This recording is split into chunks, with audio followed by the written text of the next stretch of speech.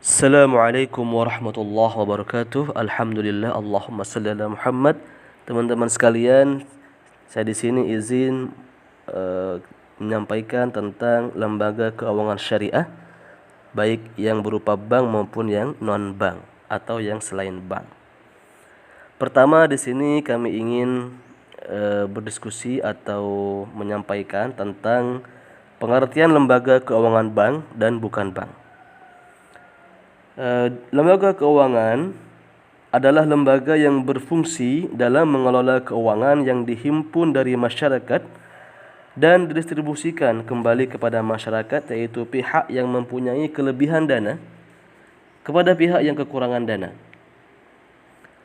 Dalam hal ini, lembaga keuangan berperan sebagai mediator permodalan antara pihak rumah tangga, pemerintah, dan dunia usaha. Sebagaimana fungsinya sebagai financial intermediaries atau mediator permodalan, lembaga keuangan berperan penting dalam pertumbuhan ekonomi dan stabilitas keuangan negara. Hal ini dapat dilihat dari kemampuan lembaga keuangan dalam memberikan pembiayaan terhadap perusahaan-perusahaan besar hingga ke tingkat usaha kecil dan menengah. Dapat mempengaruhi sirkulasi uang sehingga sangat berpengaruh dalam pertumbuhan ekonomi. Karena itu, lembaga keuangan adalah merupakan pilar ekonomi modern. Sekali lagi, lembaga keuangan adalah pilar ekonomi modern. Begitu pentingnya lembaga keuangan. Menurut Kasmir, dalam bukunya Bank dan Lembaga Keuangan Lainnya, menjelaskan bahwa lembaga keuangan adalah setiap perusahaan yang bergerak di bidang keuangan di mana kegiatannya hanya menghimpun dana atau hanya menyalurkan dana atau kedua-duanya menghimpun dan menyalurkan dana. Menghimpun sekaligus menyalurkan dana. Jadi bisa menghimpun dana atau hanya menyalurkan dana atau dua-duanya sekaligus. Menghimpun dan menyalurkan dana. Itu menurut Kasmir. Dalam keputusan SK Menkau RI, Menteri Keuangan RI Republik Indonesia nomor 792 tahun 1990 menyatakan bahwa lembaga keuangan adalah semua badan usaha yang kegiatannya di bidang keuangan melakukan penghimpunan dana, penyaluran dana kepada masyarakat, terutama dalam membiayai investasi pembangunan. Itu menurut SK Menteri Keuangan. Menurut Undang-Undang Nomor 792 tentang Perbankan di Indonesia bahwa lembaga keuangan adalah badan atau lembaga yang kegiatannya menarik dana dari masyarakat dan menyalurkannya kepada masyarakat. Sehingga dapat disimpulkan bahwa lembaga keuangan adalah perusahaan yang bergerak di bidang keuangan yang kegiatannya adalah menghimpun dana dari masyarakat dan menyalurkannya kembali kepada masyarakat. Atau dengan kata lain, sebagai lembaga yang menyediakan jasa keuangan kepada masyarakat atau nasabah. Sekarang kita beralih kepada peran dan fungsi lembaga keuangan, teman-teman. Sekarang kalau tadi pengertiannya, sekarang adalah peran dan fungsi lembaga keuangan. Menurut Yager dan Seitz, lembaga keuangan memiliki peran sebagai berikut. Pertama, pengalihan aset. Yang kedua, likuiditas. Yang ketiga, alokasi pendapatan. Dan yang terakhir adalah transaksi. Baik, kita bahas satu-satu ya. Ada 4 setidaknya peran dan fungsi lembaga keuangan. Kita bahas satu-satu ya. Pertama, pengalihan aset.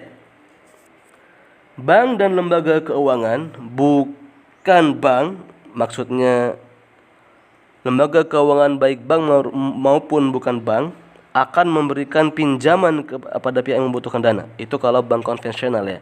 Kalau bank syariah memberikan pembiayaan. Memberikan pembiayaan dalam jangka waktu tertentu yang disepakati.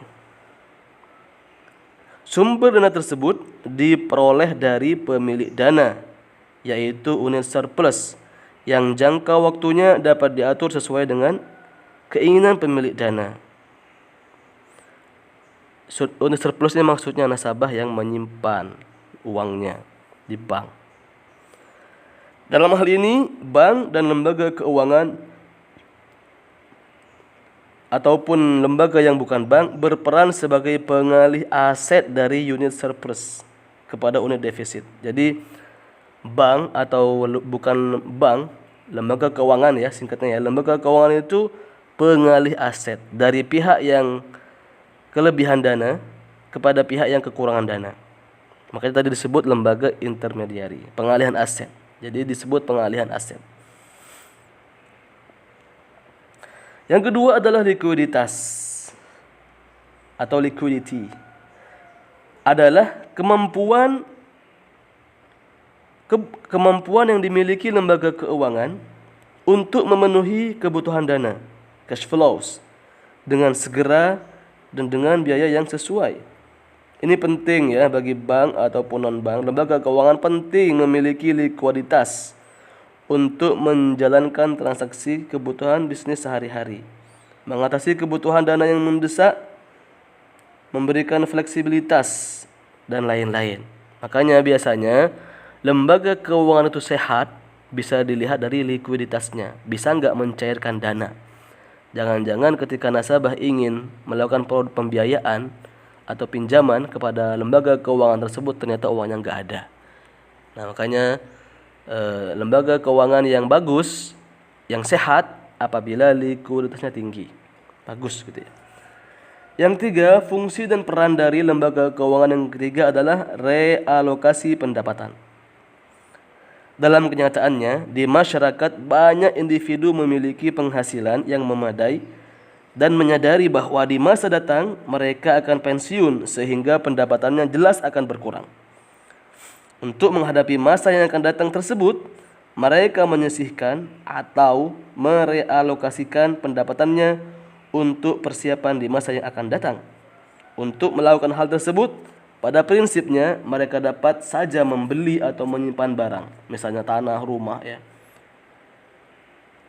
Namun pemilikan sekuritas sekunder yang dikeluarkan lembaga keuangan, misalnya program tabungan, deposito, program pensiun, polis asuransi, dan atau saham ya, adalah jauh lebih baik jika dibandingkan dengan alternatif pertama. Artinya adanya lembaga keuangan ini menjadi pilihan bagi sebagian orang yang ingin mengamankan uangnya, ingin mengamankan kekayaannya dengan istilah realokasi pendapatan. Daripada beli tanah, daripada beli barang-barang, maka lebih baik bagi mereka ditaruh di lembaga keuangan. Tentunya karena dianggap lebih aman, dianggap lebih cocok begitu ya. Itu peran dan fungsi dari lembaga keuangan. Coba ulangi lagi, yang pertama apa tadi? Yang pertama adalah pengalihan aset dari pihak yang kelebihan dana kepada pihak yang kekurangan dana. Yang kedua likuiditas, yaitu kemampuan lembaga keuangan untuk mencairkan dana kepada masyarakat.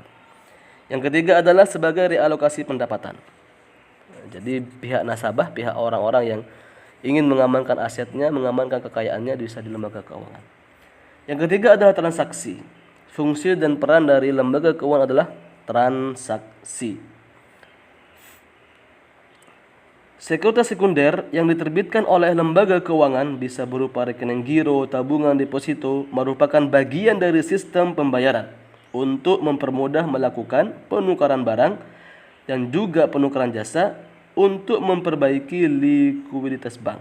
Dalam hal ini, lembaga keuangan sebagai lembaga intermediasi atau lembaga perantara untuk memberikan jasa untuk mempermudah transaksi moneter. Jadi lembaga keuangan ini punya peran dan fungsi sebagai transaksi antara nasabah dengan pihak bank.